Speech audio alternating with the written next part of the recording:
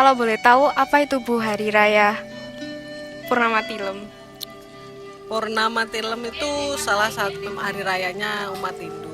Pelaksanaannya pada saat hari purnama dan hari tilem. Purnama itu pada saat bulan hidup, disebut juga dengan Sukla Paksa. Sedangkan kalau tilem itu pada saat bulan mati, disebut Krishna Paksa. Jadi antara sekitar tanggal 29 30 bulan Jawa tanggal bulan ya. Nah, kalau pelaksananya kenapa?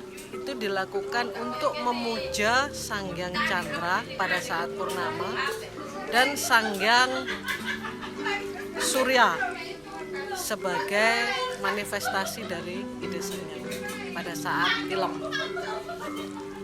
Kalau tujuannya yang pasti untuk selain penyembahan, untuk mendapatkan kesucian, karena pada saat itu bisa dilaksanakan untuk melebur dasa mala di tubuh manusia.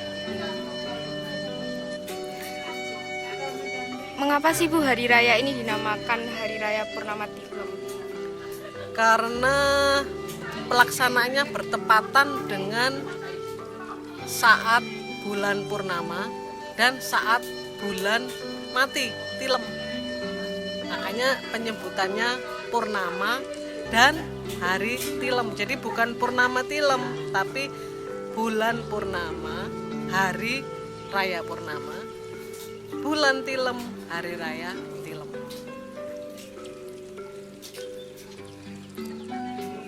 Kalau dari Ibu sendiri, apa sih makna dari Hari Raya Tilem ini? Kalau dari saya, salah satu tujuan pelaksanaannya Purnama Tilem pasti kan untuk melebur dasa mala tadi. Disitulah waktu yang tepat, karena itu juga hari suci.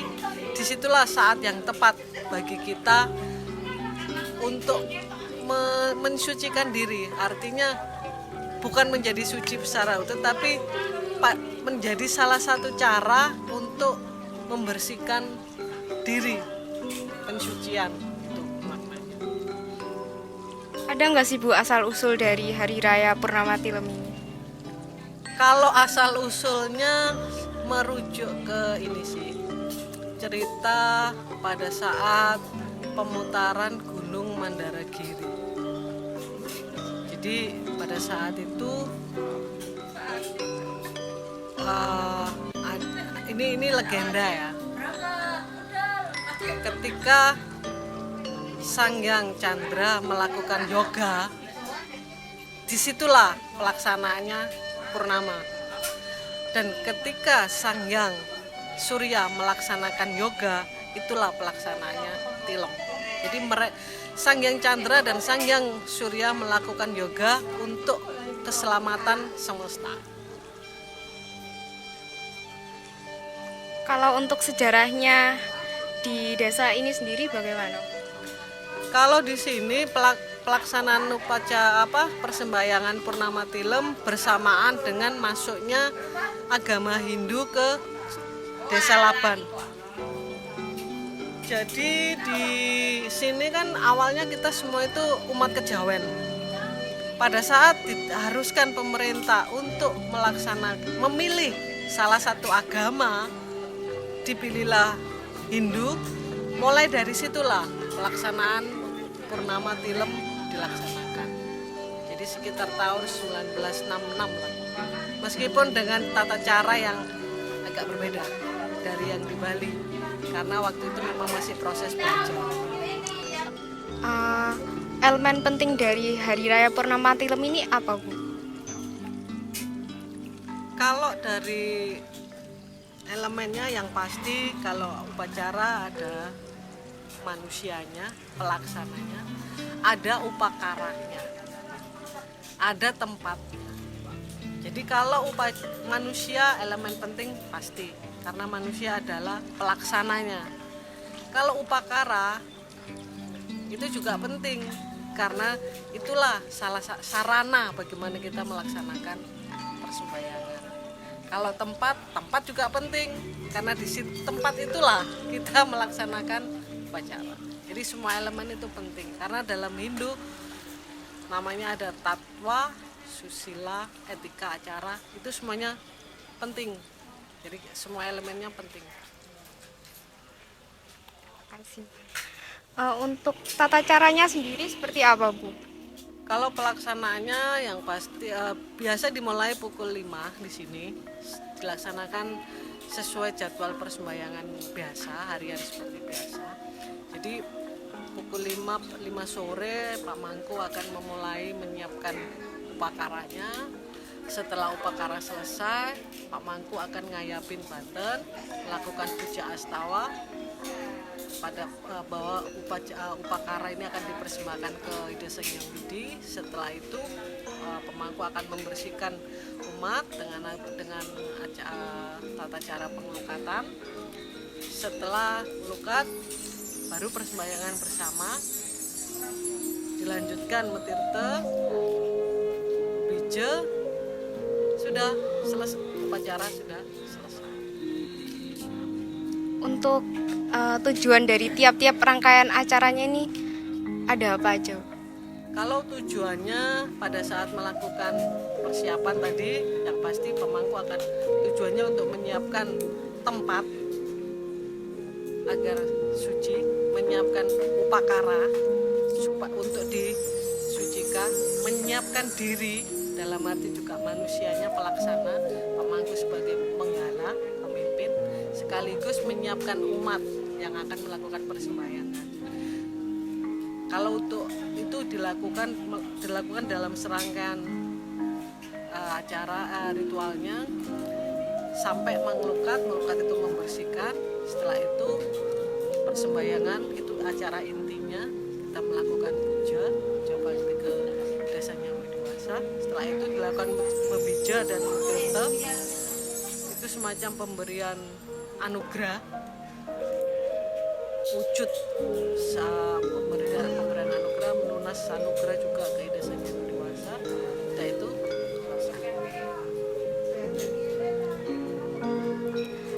biasanya siapa saja, Bu, yang terlibat di dalam pelaksanaan upacara?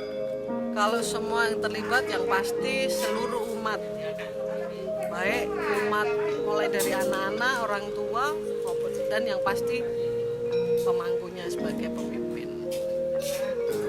Tidak ada batasan, semuanya ikut dan boleh ikut. Memang seharusnya semuanya ikut gitu. Untuk mempersiapkan upacara ini biasanya berapa lama, Bu? Kalau persiapan ini sehari sebelumnya kami akan menyiapkan upakara. Itu berupa jahitan, bebantenan, jahitannya dari janur, terus menyiapkan bebantenannya laksanakan malam sebelumnya, pada siang menyiapkan isi-isiannya, sehingga pada saat sore jam 4, jam 5 upakara sudah siap. Untuk tahap yang paling penting sendiri dari upacara ini? Kalau dianggap paling penting, semuanya penting. Tidak ada yang mana yang penting, mana yang enggak. Jadi semuanya penting. Mulai persiapan sampai pelaksanaan. Kalau upacara ini tidak dilakukan, apa, Bu, yang jadi akibatnya? Nah, tidak ada dihukum sih, orang tidak akan dihukum kalau kamu tidak melaksanakan. Cuma dari segi rasa, mungkin ada rasa yang kurang di diri kita sendiri. Kalau dosa kita tidak pernah tahu. Kita tidak melakukan, tidak ada dosa. Yang tahu dosa kan Tuhan. Karena agama Hindu, apa yang kamu lakukan, karma baikmu, ya itu yang akan kamu dapatkan pahalanya. Jadi kalau kita tidak melakukan upacara tilam atau upacara purnama, ya kamu tidak melakukan karma baik. Udah, tidak ada hukuman secara pasti. Oh, nanti kamu berdosa ini. Itu kembali ke rasa kita sebagai umatnya Tuhan, bagaimana kita memanfaatkan atau mewujudkan bakti kita. Kalau boleh tahu durasinya berapa lama ya Bu biasanya upacara ini? Pelaksanaannya biasanya mulai jam 5, jam 7 sudah selesai. Paling lama 2 jam. Kalau aturan-aturan yang mengikat mungkin ada Bu di Tidak ada aturan pasti yang mengikat. Jadi semuanya bisa disesuaikan dengan situasi dan kondisi. Baik yang upakaranya disesuaikan dengan kondisi umat, kondisi saat itu atau kondisi yang tertentu pada saat mau dilaksanakan upacara itu bisa disesuaikan. Kalau umat Hindu, karena di agama Hindu kita ada namanya Mawa Desa Kalapatra. Jadi semuanya bisa berlaku sesuai dengan tempat, waktu, kondisi, menyesuaikan. untuk kaitannya dengan agama atau kepercayaan tertentu ini gimana Bu? Kaitannya dengan agama tertentu. Dalam maksudnya gimana ya? Keterkaitannya antara upacara Purnama Tilem dengan agama Hindu sendiri itu Kalau itu yang pasti upacara Purnama Tilem itu salah satu hari suci dari sekian banyak hari suci yang dilaksanakan, dipercaya oleh agama Hindu. Jadi ini merupakan yaitu salah satu dari sekian banyak, karena kami juga punya beberapa hari suci yang memang dilaksanakan pada setiap ada periode-periode tertentu. Ada yang dilaksanakan Purnama Tilem itu dilaksanakan pada berdasarkan bulan. Ada yang dilaksanakan berdasarkan wuku setiap 6 bulan sekali. Ada yang dilaksanakan berdasarkan pergerakan matahari atau setahun sekali. Jadi Purnama Tilem itu salah satu dari hari suci. apakah hari raya Purnama Tilem ini masih dijalankan dan dirayakan secara luas Bu? Pasti. Tidak hanya di sini, Purnama Tilem biasanya dilaksanakan oleh seluruh umat, baik di Laban, di desa tetangga yang satu kecamatan maupun hampir semuanya, terutama untuk di Indonesia ya. Kalau di India sepertinya tidak ada. Untuk alasannya sendiri mungkin ada Bu? Ya itu tadi, kembali karena Purnama Tilem itu merupakan hari suci yang dimiliki agama Hindu Nusantara. Jadi semua pelaksananya di Indonesia masih ada. Kalau di India sepertinya tidak saya kurang tahu persis ya apakah dilaksanakan ritual seperti ini. Tapi yang saya tahu Purnama Tilem itu pelaksananya berdasarkan lontar Sundari Gama, dan itu hanya ada di Indonesia. 2 tahun kemarin kan ada COVID terus ada lockdown gitu Bu. Ikut berpengaruh di upacara ini enggak Bu? Berpengaruh tapi tidak juga berpengaruh. Artinya gini, kita tetap melaksanakan upacara Purnama Tilem dengan menyesuaikan kondisi. Jadi upacaranya tetap dijalankan, pelaksanaannya menyesuaikan. Ada pembatasan umat yang ikut, ada jaga jarak, ada istilahnya kita membatasi pesertanya atau dibuat beberapa kelompok.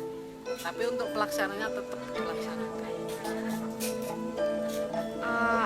Kalau dari tahun ke tahun mungkin ada perubahan gitu nggak Bu dalam pelaksanaan? Perubahannya yang pasti kita selalu berusaha lebih maju dalam arti di sini melaksanakan segala tata caranya berdasarkan sastra. Sebisa mungkin kita sesuaikan.